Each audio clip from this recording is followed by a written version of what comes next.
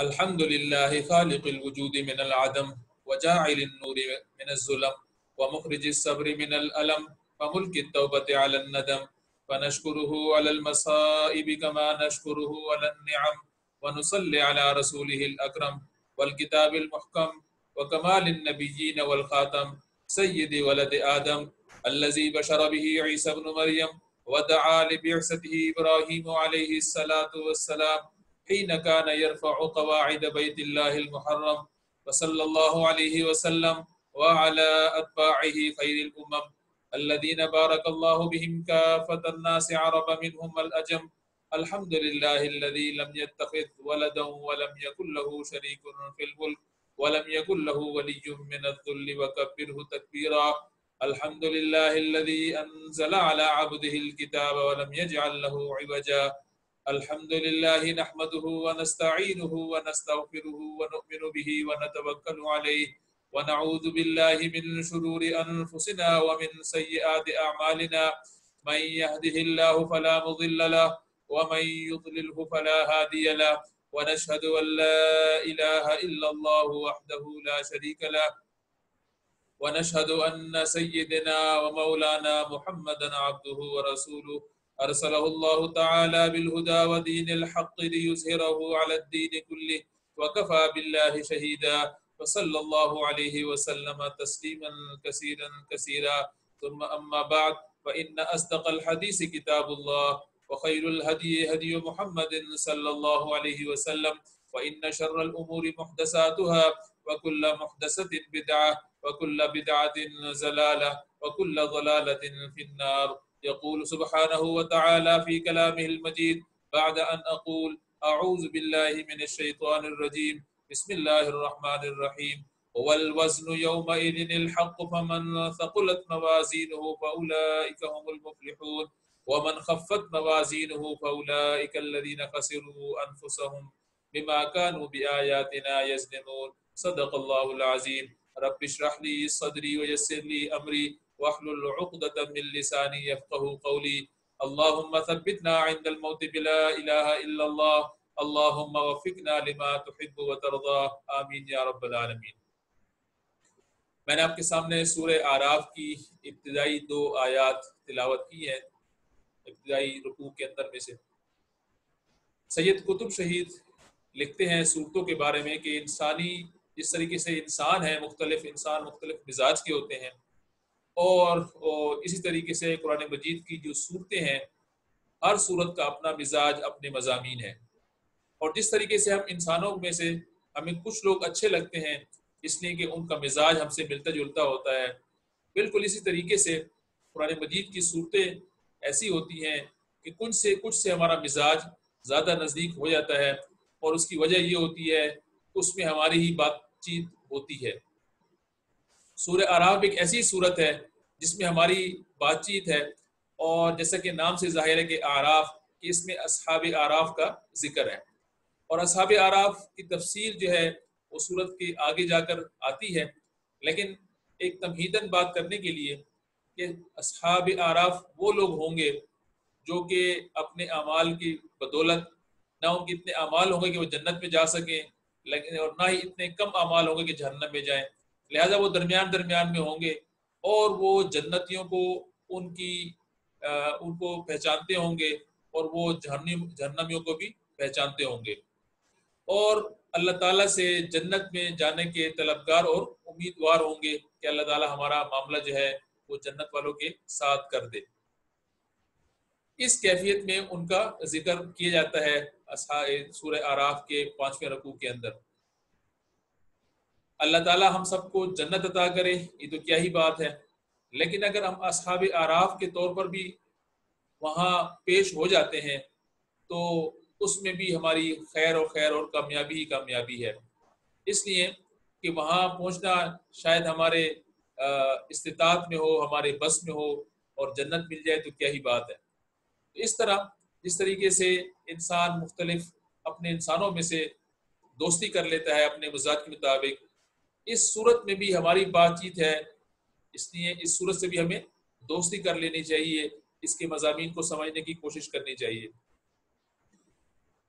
جس طریقے سے یہ صورت نازل ہوتی ہے اس کا آغاز وہاں سے ہوتا ہے جہاں سے انسانیت کا آغاز ہوتا ہے۔ شروع کے رکوع کے اندر حضرت آدم علیہ السلام اور اما ہوا کا ذکر آتا ہے، اور اس کے بعد کس طریقے سے وہ شیطان درمیان میں آتا ہے، اور اس کے بعد جنت سے وہ زمین پر اتار دیے جاتے ہیں، اور اس کے بعد مختلف انبیاء کا ذکر آتا ہے، اور کس طریقے سے مختلف انبیاء کو مختلف قوموں نے ان کے ساتھ برتاؤ کیا، وہ بھی اس کے اندر ڈاکومنٹڈ ہے۔ اور پھر ہوتے ہوتے بات قیامت تک آ جاتی ہے، اور قیامت برپا ہوتی ہے اور اس کا نقشہ کھینچا جاتا ہے، اور جب اس کا نقشہ کھینچا جاتا ہے تو اس کی تفصیلات بتائی جاتی ہیں، اور تفصیل بتانے کے بعد وہ آیات آ جاتی ہیں جس کا آج ہم مطالعہ کرنے کی کوشش کریں گے۔ اس کا ترجمہ ہے کہ والوزن یومئذ الحق، کہ اس دن جو میزان ہے وہ حق ہوگا، اور جس کے اعمال بھاری ہوئے بس وہی فلاح پانے والے ہیں، اور جن کے اعمال ہلکے ہوئے بس یہی لوگ ہیں جنہوں نے اپنے اوپر ظلم کیا۔ انسان کے اعمال کے حوالے سے بات کی گئی کہ قیامت کے دن ان کا وزن کیا جائے گا، اور اس ساری تصویر سے ہمیں یہ معلوم ہوتا ہے کہ یہ کوئی بڑا سیدھا سیدھا کام ہوگا کہ ہر شخص کھڑا ہوگا اور اس کے سامنے اس کا ترازو لگا ہوگا، اور اس کے اعمال تولے جا رہے ہوں گے، اور اس کے اعمال اگر بھاری نکلے تو وہ جنت میں چلا جائے گا، اور اگر اس کے اعمال ہلکے نکلے تو وہ جہنم میں چلا جائے گا۔ لیکن قرآن مجید کے اندر کافی تفصیلات موجود ہیں ان آیات کے اندر۔ یہ اتنا سادہ عمل نہیں ہے بلکہ اس میں کافی تفصیل موجود ہے۔ قیامت کا دن حق ہے، اس میں کوئی شک والی بات نہیں، اور والوزن یومئذ الحق، کہ اس دن جو وزن ہے وہ حق ہے، اور یہ جو حق یہ جو وزن ہے، یہ جو ترازو جسے کہتے ہیں ہم اردو کے اندر، یہ اس دن اس کے لیے لفظ استعمال کیے گئے حق کے۔ حق کا ایک مطلب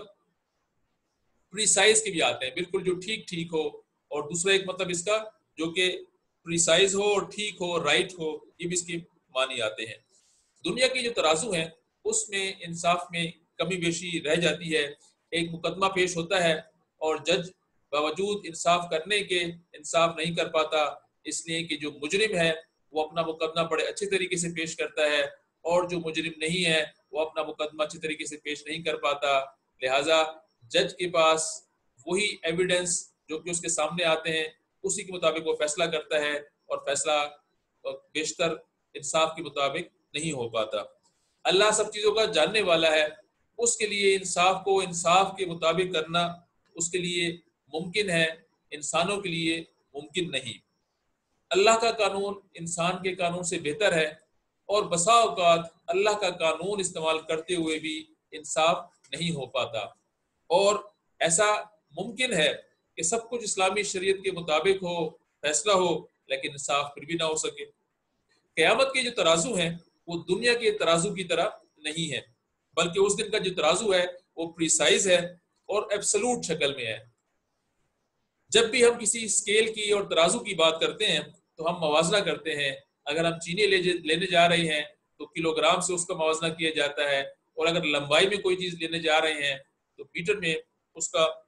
ایک خاص میٹر سے اس کا موازنہ کیا جاتا ہے۔ اسی طریقے سے اسکول کے امتحان میں اگر بچوں کو پاس کیا جاتا ہے تو ایک خاص سٹینڈرڈ ایک کریکولم بنایا جاتا ہے جس کے مطابق بچے نے ایگزام کو پاس کرنا ہوتا ہے، اور اسی کے مطابق اس کو جج کیا جاتا ہے۔ اسکول کے جو بچے ہیں اپنی صلاحیتوں کے اعتبار سے مختلف ہوتے ہیں، اور اس طرح ہو سکتا ہے کہ ایک بچے کا میتھ بڑا اچھا ہو اور دوسرے کو وہ میتھ جو ہے وہ سمجھ میں ہی نہیں آ سکے، لیکن بہرحال ہو سکتا ہے کہ جس کو سمجھ میں نہیں آ رہا اس کی کوئی اور صلاحیت ہو، لیکن میتھ کے ایگزام کو کلیئر کرنے کے لیے، پاس کرنے کے لیے دونوں کو ایک ہی طریقے سے جج کیا جائے گا، اور اگر وہ بچہ اس کریکولم کے مطابق اپنے آپ کو ثابت نہیں کر سکتا تو اس کو فیل تصور کیا جائے گا۔ اس طرح ایک ہی امتحان اور خاص نمبر اس کو لینے پڑیں گے، اور یہ بات ہمیں کوئی انصاف کے قریب تر نہیں لگتی، اور جو لوگ تعلیم و تربیت سے اور اسکول میں پڑھنے پڑھانے کے حوالے سے وابستہ ہوتے ہیں وہ بات یہ اچھی طریقے سے جانتے ہیں کہ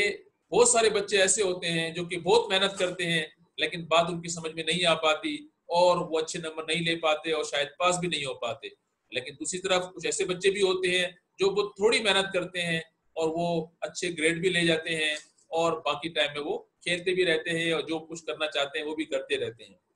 اس طرح قیامت کا جو ترازو ہے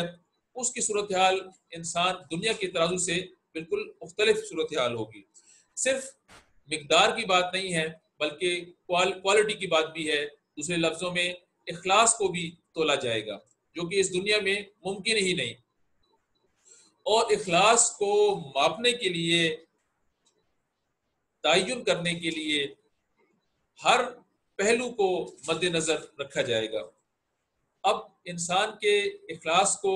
ماپنے کے لیے کیا پہلو ہیں جن کو مد نظر رکھا جا سکتا ہے؟ وہ انسان کے حالات ہیں، انسان کی استطاعت ہے، انسان کی عمر ہے، انسان کے اپنا ماحول ہے، انسان کی اپنی صلاحیتیں ہیں جن کی بدولت وہ اس دنیا میں اعمال کرتا ہے اور کوئی بھی اس کی جو سٹیٹس ہے اس کے مطابق وہ محنت کرتا ہے. ہر انسان کی استطاعت مختلف، اس لیے ایک انسان کا دوسرے انسان سے موازنہ ہو ہی نہیں سکتا. جو الفاظ آئے فمن ثقلت موازینہ کہ جس کے ترازو اور موازین کا لفظ آیا جو کہ بہت سارے ترازو کی بات چیت ہو رہی ہے. اس طرح ایک شخص کو ہر اسکیل کے اندر جو کہ بہت سارے موازن ہیں، ایک ترازو نہیں ہے بلکہ بہت سارے ترازو ہیں. ایک عمر کا ترازو ہے، ایک وقت کا ترازو ہے، ایک اس کی استطاعت کا، اس کی صلاحیتوں کا، اس کے وقت کا، اس کے ماحول کا ترازو ہے. اور ہر ایک کو اس کی جو کچھ اس کو دیا گیا اس کے مطابق اس کے اعمال کا وزن ہوگا.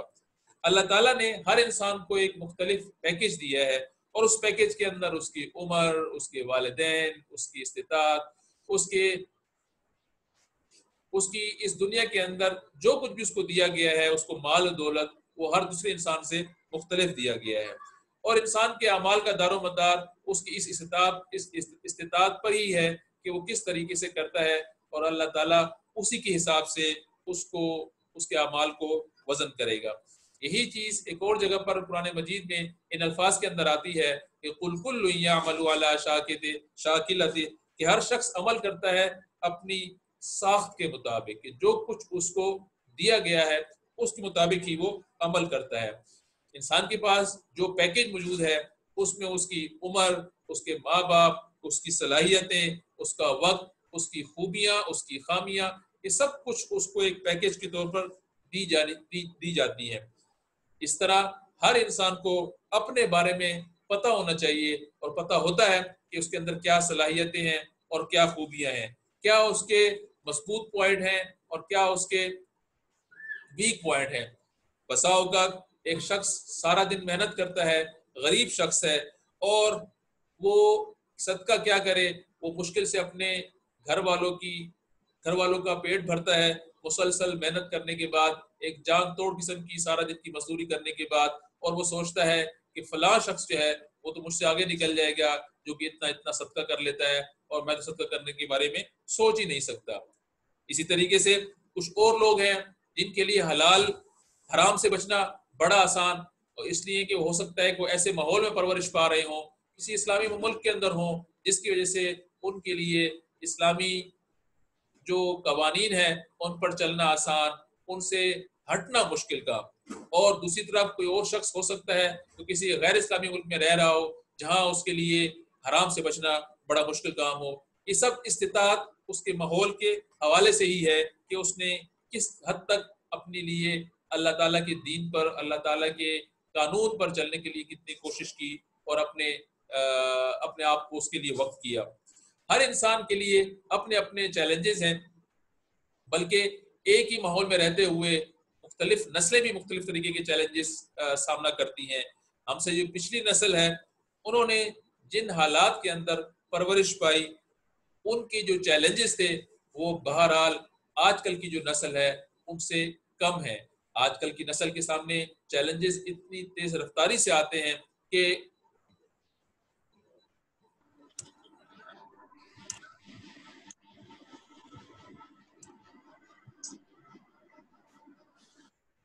چیلنجز اس تیز رفتاری کے ساتھ آتے ہیں کہ اس کو ایک نئے نوجوان کو بڑی کوشش کرنا پڑتی ہے ان چیلنجز سے نمٹنے کے لیے۔ اس کا یہ مطلب بھی نہیں ہے کہ کوئی شخص اپنے بارے میں اسرٹن کرے کہ میں کیونکہ میری نیند بہت زیادہ ہے اس لیے میں فجر کی نماز کے لیے نہیں اٹھ سکتا، اور کیونکہ میری استطاعت نہیں ہے، اور کیونکہ نہیں اٹھ سکتا تو اس لیے فجر کی نماز نہ پڑھنا میرے لیے کوئی مسئلہ نہیں ہونا چاہیے، اور مجھے کمپیئر نہ کیا جائے دوسرے شخص کے ساتھ کیونکہ اس کی تو استطاعت ہے اور میری استطاعت نہیں ہے۔ کس شخص کی کیا استطاعت ہے؟ انسان اپنے آپ سے جھوٹ بول سکتا ہے دنیا سے تو لوگ لیکن قیامت کے دن اللہ تعالیٰ کے سامنے کس طریقے سے وہ جھوٹ بول پائے گا؟ یہی چیز سورہ قیامت کے اندر آتی ہے کہ بل الانسان علی نفسہ بصیرہ ولو القی معاذیرہ، کہ انسان بڑے اچھی طریقے سے جانتا ہے اپنے آپ کے بارے میں، چاہے وہ جتنے بھی معذرتیں پیش کرے، عذر پیش کرے۔ اب بات یہ پیدا ہوتی ہے کہ انسان کی کیا استطاعت ہے اس دنیا کے اندر؟ تو دنیاوی معاملات کے اندر جو انسان کا سٹیٹس ہے، جو اس کی سٹینڈنگ ہے، وہی اس کی استطاعت ہے۔ پڑھنے کے بارے میں، قرآن مجید کو پڑھنے کے بارے میں جب بات آتی ہے تو وہ سمجھتا ہے کہ تو عربی زبان میں ہے، میں اس کو کیسے سمجھوں اور کیسے پڑھوں، تو اس کو بڑا مشکل نظر آتا ہے، لیکن ساتھ ہی ساتھ وہ دنیا کی 4 اور 5 زبانوں پر نہ صرف اس کو عبور حاصل ہوتا ہے بلکہ اس میں وہ لکھ بھی سکتا ہے، سمجھ بھی سکتا ہے اور تقریر بھی کر سکتا ہے۔ ایک طرف تو وہ اسلامی قوانین کے بارے میں سمجھتا ہے کہ میں کوئی تحقیق نہیں کر سکتا اس لیے کہ میری استطاعت نہیں ہے، اور دوسری طرف وہ کوشش کرتا ہے، اپنی صلاحیت لگاتا ہے، وقت لگاتا ہے، اور اپنے آپ کو اچھے سے اچھا دنیا میں حاصل کرنے کے لیے بہتر سے بہتر اس میں پراسپرس ترقی کرتا ہے۔ اور اس کی وجہ یہ ہوتی ہے کہ وہ نہ صرف اس میں اپنی وقتی قربانی دیتا ہے، اس کے لیے سوچ و بچار کرتا ہے، اس میں اپنی صلاحیتیں لگاتا ہے، اس میں اپنی مال و دولت لگاتا ہے۔ اس طرح اس کے دماغ میں اور اس کے سامنے اس کی وقت ہوتی ہے۔ لیکن جب بات دین کی آتی ہے، اللہ تعالیٰ کے قوانین کی آتی ہے، قرآن مجید کی تفاصیل کی آتی ہے، تو اس کے لیے اس کے پاس وقت نہیں ہوتا، اور اس کے لیے وہ اتنا اس کو ویٹیج نہیں دیتا، سمجھتا نہیں ہے کہ اس کی کوئی دنیا کے اندر کوئی اس کی افادیت ہے یا آخرت میں کوئی افادیت ہے، اس بات میں اس کا یقین نہیں ہوتا، اس لیے اس کو وہ اتنا ہی وقت دیتا ہے جس نے اس کی افادیت کو وہ سمجھتا ہے۔ اس طرح انسان دین کے معاملے میں اپنے آپ کو کم سے کم پر راضی کرتا چلا جاتا ہے، اور دنیا کے معاملے میں زیادہ سے زیادہ منہ کھولتا چلا جاتا ہے۔ دین کے بارے میں جب قرآن پڑھنے کی باری آتی ہے تو وہ صرف پڑھ لینا، چاہے پڑھ لینا بالکل ہی تلفظ کے بغیر ہو، اس پہ کافی سمجھتا ہے، سمجھنے کی بات نوبت نہیں آتی، اور جب سمجھنے کی نوبت نہیں آتی تو پھر عمل کی بات تو مشکل سے ہی آ سکتی ہے۔ لیکن دوسری طرف اس کے اور جو علوم ہیں، دنیاوی علوم، اس میں وہ مہارت رکھتا ہوتا ہے۔ قیامت کے دن انسان کے اعمال کا وزن اسی حساب سے ہوگا کہ جس کے لیے اس نے کوشش کی ہوگی، وقت لگایا ہوگا، اپنی صلاحیتیں لگائی ہوں گی، سوچ بچار کی ہوگی۔ یہاں ہم سب نے اس مقام پر یہ سوچنا ہے، میں نے بھی سوچنا ہے اور آپ نے بھی سوچنا ہے کہ ہم نے اپنا وقت، اپنی صلاحیتیں، اپنے مال، اپنی اولاد اس دین کے لیے، اس قرآن کو سمجھنے کے لیے، اللہ تعالیٰ کے قوانین پر عمل کرنے کے لیے، اپنے آپ کو بندگی، اللہ تعالیٰ کی بندگی میں دینے کے لیے ہم کتنی یہ چیزیں اپنی لگاتے ہیں جو اللہ تعالیٰ نے ہمیں عطا کی ہیں۔ اور پھر اللہ تعالیٰ کا جو انصاف کا نظام ہے وہ اتنا زبردست کہ کوشش کے بھی نمبر ہیں۔ اس دنیا کے اندر کوشش کے کوئی نمبر نہیں گنے جاتے جب تک کہ آپ اس کا نتیجہ برآمد نہ کر لیں۔ اگر کسی شخص کا انٹرویو اچھا ہوا ہو لیکن اس کو جاب نہ ملے تو اس اچھے انٹرویو کی کوئی وقت نہیں ہے، اور ایک ٹیم جو ہے وہ بڑا اچھا فٹ بال کا میچ کھیلی ہو لیکن آخر میں وہ میچ ہی ہار جائے تو اس اچھا کھیلنے کا کوئی فائدہ نہیں ہے۔ لیکن اللہ تعالیٰ نے قیامت کے دن جو سسٹم رکھا ہے، اور جس کا سورہ نجم کے اندر اللہ تعالیٰ نے ذکر کیا کہ وَأَلَّيْسَ لِلْإِنسَانِ إِلَّا مَا سَعَىٰ، کہ انسان کے لیے وہی کچھ ہے جس کی اس نے کوشش کی ہوگی۔ نتیجہ برآمد ہوتا ہے تو اچھی بات، اور اگر نہیں ہوتا تب بھی اس کو پورے نمبر ملیں گے اگر اس نے کوشش پوری کی ہوگی۔ اس لیے کہ قیامت کے دن کوشش کا وزن ہے، خلوص والی کوشش کا وزن ہے. کم خلوص کے ساتھ جو کوشش کی گئی ہوگی اس کا کم وزن ہوگا، اور اگر کوشش کی ہی نہیں گئی ہوگی، اگر کوشش کی ہی نہیں گئی ہوگی تو اس کا کوئی وزن نہیں ہوگا. اور اس دنیا کے اندر تو صورتحال یہ ہے کہ اس کوشش کو کوئی دیکھ ہی نہیں سکتا جب تک کہ ہم نتیجہ برآمد نہ کر لیں، چاہے ہمارے وہ مال کمانے کی باری ہو، چاہے ہمارے وہ اکیڈیمک کو بہتر کرنے کی باری ہو، اور ہم اپنی کوئی گریجویشن کر رہے ہوں یا میٹرک کر رہے ہوں یا کوئی بھی دنیا کی ڈگری لے رہے ہوں، جب تک ہم نتیجہ برآمد نہ کر لیں، اپنے آپ کو اس کریکولم کے مطابق اپنے آپ کو پاس نہ کر لیں، اس وقت تک اس کوشش کا کوئی ویٹیج اس کو نہیں ملتی، اس کا کوئی اس کی ویلیو نہیں ہوتی. لیکن اللہ تعالیٰ کے نزدیک قیامت میں ہر کوشش کا وزن ہوگا. جو کوشش جس اخلاص کے ساتھ جتنی وقت لگا کر سوچ بچا کر کی گئی ہوگی اللہ تعالیٰ کے دین کو سمجھنے کے لیے، اس پر عمل کرنے کے لیے، اتنا ہی اس کا ریوارڈ ہوگا اور اس کا اتنا ہی وزن ہوگا.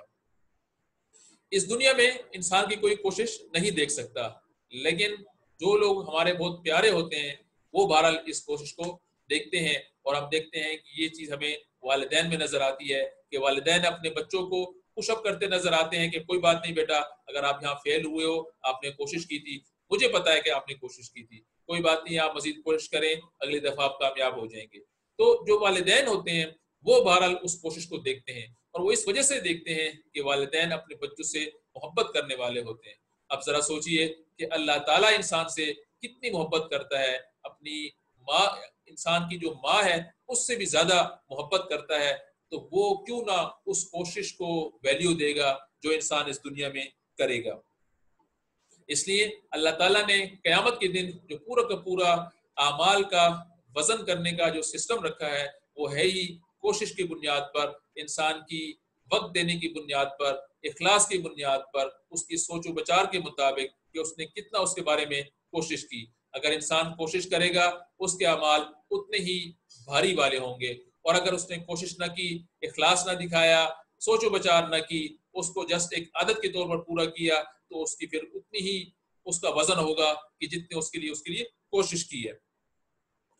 قیامت کے دن کون سے اعمال بھاری ہو سکتے ہیں؟ جو کہ آیت کے آخری حصے میں آیا کہ انسان ایسے اعمال کرے جو کہ اللہ تعالیٰ نے بتائے کہ وہ جو کہ کرنسی ہے قیامت کے اعمال کی. اگر انسان اس دھوکے کے اندر آ جائے کہ وہ ایسے اعمال کرنا شروع کر دے کہ جو اعمال، جو طریقہ زندگی اس دنیا میں گزارنے کے لیے اللہ تعالیٰ نے بتایا، اپنی بندگی کو بندگی کے طور پر گزارنے کے لیے بتایا، انسان اس پر اعتماد نہ کرے، بلکہ اپنے ذہن سے سوچ کر، اپنے گرد و پیش کے ماحول سے سوچ کر اس کے مطابق اپنی زندگی کو بسر کرنے کی کوشش کرے. دوسرے لفظوں میں جو کرنسی قیامت کے دن کارگر ہو سکتی ہے، جس کا وزن ہو سکتا ہے، جن اعمال کا وزن ہو سکتا ہے، اس کو چھوڑ کر کچھ اور اعمال، کچھ اور کوششیں، اس کی طرف اپنی کوششیں، اپنا وقت، اپنے ریسورسز اس کی طرف لگانا شروع کر دے. اور جو اللہ تعالیٰ نے قرآن مجید کے اندر حضور صلی اللہ علیہ وسلم کے ذریعے سے ہمیں بتایا کہ کون سے اعمال قیامت کے دن زیادہ وزن والے ہوں گے، اس کی طرف وہ دھیان ہی نہ کرے، اس صورتحال میں بھی انسان جو ہے وہ خسارے کے اندر چلا جائے گا، اس لیے کہ وہ ڈبل سٹینڈرڈ کے اندر پڑ گیا. اور اس ڈبل سٹینڈرڈ کی وجہ سے اس نے ان چیزوں پر محنت کی جن چیزوں کی کوئی وقت نہیں ہے، اور جن چیزوں پر اس نے محنت کرنی چاہیے تھی اس کو اس نے کمایا نہیں. اس طریقے سے قیامت کے دن وہ تہی دامن رہ جائے گا. آج کی بات کا اختتام کرتے ہیں ایک حدیث کے ساتھ. ایک بڑی خوبصورت حدیث ہے اعمال کے وزن کے حوالے سے کہ کلمتان خفیفتان علی اللسان ثقیلتان فی المیزان حبیبتان علی الرحمن سبحان اللہ وبحمدہ سبحان اللہ العظیم. یہ دو کلمے ہیں جو کہ بہت ہلکے ہیں زبان پر اور میزان میں قیامت کے دن بھاری ہیں، اور رحمان کو بہت حبیب ہیں، بہت محبوب ہیں، اچھے لگتے ہیں، اور وہ ہیں سبحان اللہ وبحمدہ. یہ تمام تعریف اللہ تعالیٰ کی ہے، پاک ہے ذات، اور تمام تعریف اس کے لیے ہے سبحان اللہ العظیم، اور وہ بہت ہی بڑا ہے تمام چیزوں سے. لیکن یہ حدیث کے الفاظ کے ساتھ اگر انسان صرف زبان سے ہی یہ بات کرے اور اس کا تعلق دل سے نہ ہو، دل میں وہ محسوس نہ کرتا ہو، اللہ تعالیٰ کی عظمت کو وہ دل میں محسوس نہ کرتا ہو، اس دنیا کے اندر اس کی جو ایفرٹس ہیں، اس کی جو قوانین، کسی قانون پہ چلنے کے لیے جب بھی باری آئے تو وہ اللہ تعالیٰ کو بڑا نہ سمجھتا ہو، بلکہ اس وقت وہ اپنے نفس کو بڑا سمجھتا ہو، اس کے مطابق عمل کرتا ہو، اپنے ماحول کو بڑا سمجھتا ہو، اپنے آس پاس کے جو رشتہ دار ہیں ان کی رسموں کو بڑا سمجھتا ہو، اور اس طریقے سے اپنے بچوں کی ضروریات کو بڑا سمجھتا ہو اور اس کے اوپر فوقیت دیتا ہو، اللہ کے قانون پر ان کو فوقیت دیتا ہو، اس صورتحال میں سبحان اللہ العظیم کہنے کا مطلب انسان کی منافقت ہے کہ انسان تو زبان سے تو یہ بات کہہ رہا ہے کہ اللہ تعالیٰ ہی ہے جو کہ بڑا ہے، لیکن اپنی زندگی کے عمل سے اس نے یہ کبھی ثابت کرنے کی کوشش نہیں کی کہ اللہ تعالیٰ بڑا ہے۔ اللہ تعالیٰ سے دعا ہے کہ اللہ تعالیٰ ہمیں قرآن مجید سے اپنا تعلق مضبوط کرنے کی توفیق عطا فرمائے، صورتوں کے ساتھ دوستی کرنے کی توفیق عطا فرمائے، اسپیشلی ان صورتوں کے ساتھ جن سے ہمارا مزاج ملتا ہو، اس سے دوستی کی جائے اور ان کو اچھی طریقے سے سمجھا جائے، اور پھر اپنی استطاعت کے بارے میں دیکھا جائے کہ اللہ تعالیٰ نے انسان کو کیا کیا استطاعت عطا کی ہیں، اس کو جو وقت عطا کیا ہے، اس کو جو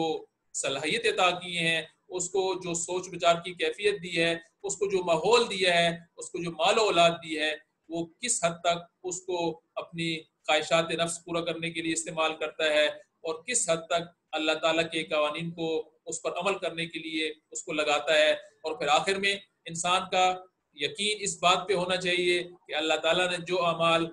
قیامت کے دن وزن والے بتائے ہیں اس کو کرنے والا ہو، بجائے ان اعمال کے جو کہ اس دنیا میں ہی وزن رکھتے ہیں اور قیامت کے دن ان کا کوئی وزن نہیں ہوگا۔ سبحانک اللہم و بحمدک اشہد ان لا الہ الا انت استغفرک و اتوب الیک۔